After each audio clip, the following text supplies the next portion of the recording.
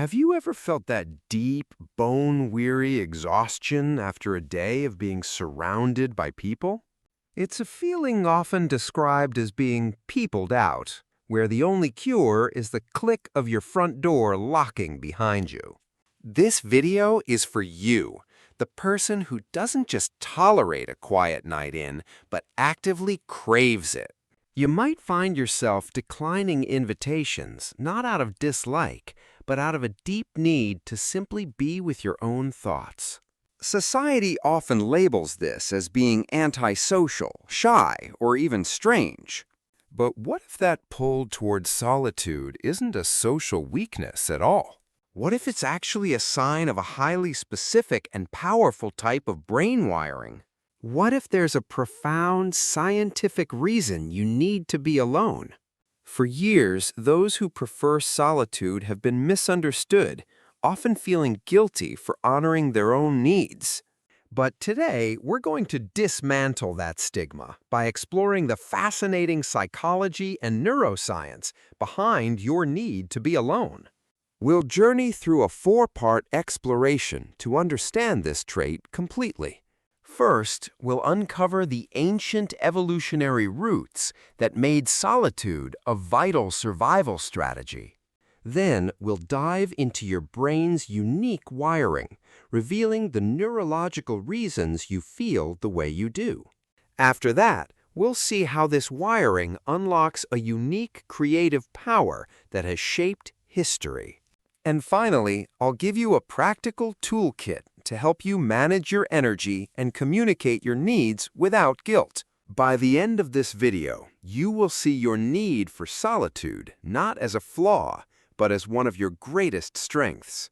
So, to really understand this, we have to go way back. Not just a few years, but thousands of years into our collective human past. Imagine an early human tribe facing the harsh realities of survival on the savannah. The success of this tribe depends on different kinds of people working together. You had the highly social hunters who worked in groups, their energy fueled by the thrill of the chase and the camaraderie of the pack. They were essential for immediate, coordinated action. But back at the camp, there was another essential role. This was the individual who sat quietly, observing patterns in the stars, improving the design of a spear, or noticing subtle changes in animal behavior. This person's contribution wasn't loud or immediate, but it was profoundly important for long-term survival. They were the tribe's planners, its risk assessors, and its innovators. Their quiet contemplation was what led to better tools, safer routes, and deeper knowledge. This is the evolutionary echo that resonates within you today. Your tendency for deep focus, careful planning, and rich inner world isn't a bug. It's a feature passed down through millennia. People who prefer solitude are not the fringes of the tribe. They are its strategists, its innovators, and its observers. This ancient wiring provided a critical advantage to the group, ensuring that action was balanced by reflection. The tribe needed both the hunters and the observers to truly thrive. So it's clear this trait has historical value, but it still doesn't explain the feeling itself. Why does this feel so different in our brains compared to others? The answer lies in our specific brain chemistry, which we'll explore next. So, why does a loud party feel like an energy-draining marathon for you, but an all-you-can-eat buffet for your extroverted friend? The answer largely comes down to two key chemicals in your brain, dopamine and acetylcholine. Think of dopamine as the go-get-it neurotransmitter, associated with external rewards and excitement. Extroverted brains have a lower sensitivity to dopamine, meaning they need a lot of stimulation, like social buzz and novelty, to feel its rewarding effects. Your brain, however, is much more sensitive to dopamine. A small amount goes a long way. And a flood of it from a high-stimulus environment can quickly become overwhelming, leading to that peopled-out feeling. It's like turning the volume up to 10 when you're most comfortable at a 3. But there's another side to this story. The rewarding chemical for those who prefer solitude is often acetylcholine. This neurotransmitter is linked to your internal reward system, activating feelings of pleasure from activities like thinking, reading, and deep concentration. It's the chemical that makes a quiet evening with a good book feel just as rewarding as a big night out does for someone else. So, while extroverts use a dopamine-dominant pathway, you rely on a longer, more complex ACH or acetylcholine pathway for your sense of well-being. This is why your brain isn't broken. It's simply running on a different, more internally focused operating system. Here's the best way to think about it. Extroverts are solar-powered. They get their energy from being out in the world, soaking up social interactions like sunlight. Introverts, and those who love solitude, are more like rechargeable batteries. Socializing drains the battery, and the only way to recharge it is to plug into a low-stimulus environment, solitude. It's not that your battery is defective, it just has a different charging mechanism. Understanding this is the first step to letting go of the guilt and simply accepting your neurological blueprint. It explains why you feel renewed after a weekend with no plans, and why that renewal is not laziness, but a biological necessity. Now that we know what's happening inside our brains, let's look at the incredible things this wiring allows us to do in the outside world.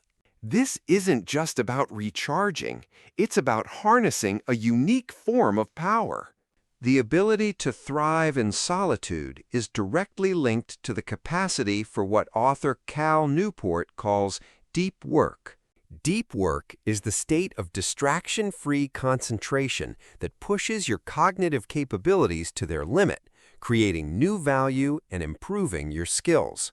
This state is nearly impossible to achieve in a noisy, open-plan office or a bustling social gathering. It is born in the sanctuary of solitude. History is filled with geniuses who understood this power implicitly. Consider Isaac Newton, who, during the Great Plague of London, retreated to his family estate in solitude for over a year. In that period of intense, unbroken focus, he didn't just pass the time, he laid the groundwork for his theories on optics, gravity, and even invented calculus. His year of wonders was a year of profound isolation. This isn't an isolated case. From Einstein pondering relativity on his long solitary walks to the countless artists and writers who require quiet studios to create, the pattern is clear. Solitude allows the mind to wander, to make novel connections between disparate ideas, and to synthesize information into new insights. It's in the quiet that the faint whispers of a new idea can finally be heard, free from the noise of the crowd. Your natural inclination to retreat isn't just for rest, it's the prerequisite for your own potential breakthroughs.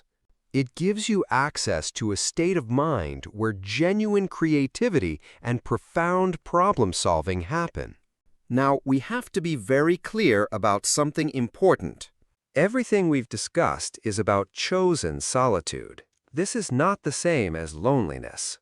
Solitude is a state you choose, a restorative and peaceful experience where you are content with your own company. Loneliness is a painful, involuntary state of lacking the social connection you desire. Think of it this way. Enjoying a weekend curled up with a book because you want to is solitude. Spending a weekend staring at your phone wishing someone would call is loneliness. The distinction is not about being alone, it's about the feeling that accompanies it. In fact, people who thrive in solitude often value social connection very deeply. They simply prefer a few high-quality, meaningful connections over a wide net of superficial acquaintances. The energy they save by avoiding draining social events is then invested into the people who truly matter to them. This brings us to the guilt, the feeling that you're letting people down by taking the time you need. This guilt is a social construct, a byproduct of a world that often overvalues constant social performance. But your neurological wiring isn't a social preference, it's a biological reality. Let me be clear, you do not need to apologize for needing time to recharge. It's not a request, it's a requirement. Understanding this difference is the key to moving forward with confidence. Okay, so we understand the why and the how, but what do we do about it? Let's build your Solitude toolkit with 3 actionable strategies you can start using today. First, schedule your solitude just like you would a critical meeting. Put it in your calendar, protect that time, and treat it as a non-negotiable appointment with your own well-being. Second, learn to communicate your needs effectively. Instead of a blunt, "I don't want to go," which can sound rejecting, frame it as a need for self-care. When explaining your needs, try this simple phrase: "To be my best self for you, I need a little time for myself first." This communicates that your solitude is not about rejecting them, but about recharging so you can be more present with them later. Third, ensure you have a high-quality recharge. Mindlessly scrolling on your phone might be solitary, but it's often not restorative. Instead, engage in activities that trigger your acetylcholine rewards, like reading, listening to music, or simply thinking. If you're the kind of person who values deep dives into how your mind works and how to harness its power, consider subscribing. We're building a community of thinkers here, and we'd love for you to be a part of it. So we've seen how your need for solitude isn't a modern quirk, but an ancient strength. We've learned that it is wired into your very brain chemistry to be restorative and essential. And we've discovered it's the very soil in which creativity and deep thinking grow.